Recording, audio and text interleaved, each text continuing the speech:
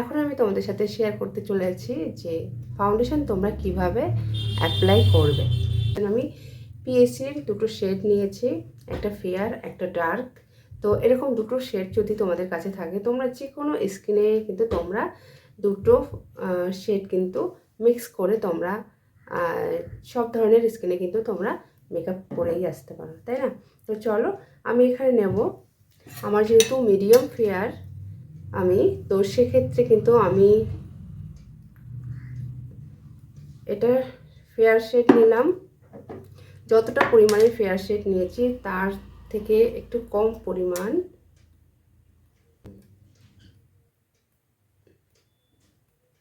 Dark shade.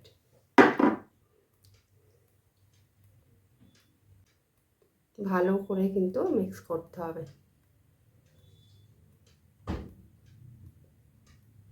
Foundation apply করার আগে কিন্তু ফাউন্ডেশন মিক্সটা ভালো করে জানতে হবে, তাহলে কিন্তু মেকআপটা খুব সুন্দর হবে, ফাউন্ডেশনটা খুব সুন্দর বসবে স্কিনে। তো দেখো, পুরোটাই কিন্তু দেখতে পাচ্ছ, পুরোটা কিন্তু আমি অ্যাপ্লাই মানে মিক্স করে নিয়েছি। এবার চলো অ্যাপ্লাই করি।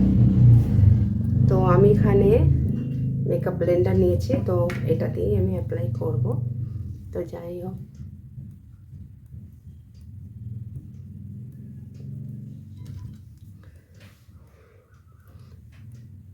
দেখতেই পাচ্ছ আমি অল্প কিছু কিছু করে নেব ফাউন্ডেশন, আর এইভাবে কিন্তু বসাবো।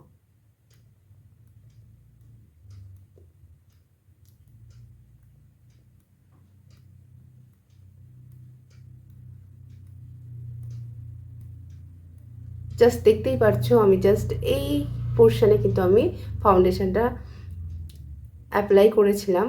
তো সেটা দিয়েই কিন্তু পুরো সাইড, আমার এই সাইডটা কিন্তু পুরোটাই হয়ে গেল।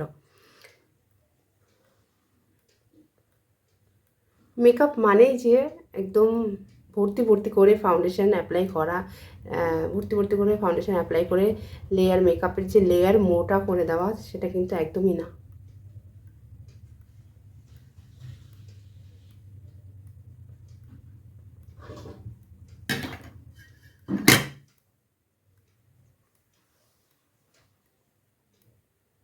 দেখতেই পাচ্ছ এরকম ড্যাব ড্যাব করে কিন্তু আমাদের ফাউন্ডেশনটা ব্লেন্ডিং করতে হবে। খুব সুন্দর কিন্তু আমার ফাউন্ডেশনটা খুব সুন্দর স্কিনের সাথে বসে গেছে। তোমাদের সাথে দেখায়, তো দেখো, দেখতেই পাচ্ছ খুব সুন্দর কিন্তু বসে গেছে।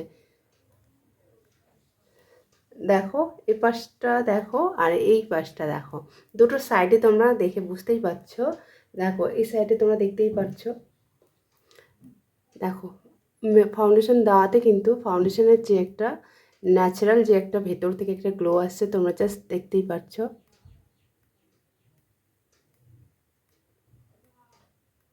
তাহলে তোমরা দেখতেই পারলে একদম কম পরিমাণ ফাউন্ডেশন নিয়ে কীভাবে সেটাকে ব্লেন্ডিং করতে হবে, সুন্দরভাবে স্কিনের সাথে কিন্তু বসিয়ে দিতে হবে।